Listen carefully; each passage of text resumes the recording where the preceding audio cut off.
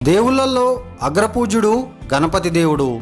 ఎలాంటి శుభకార్యమైనా సరే ముందుగా గణపతి పూజ చేయవలసిందే.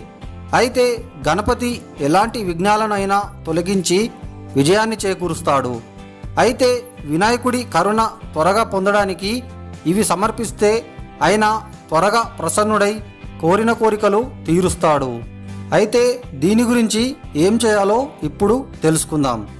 గణపతికి ఈ పువ్వులు సమర్పిస్తే గణపతికి ఎంతో ఇష్టమైనది ఎర్రమందారం పువ్వులు.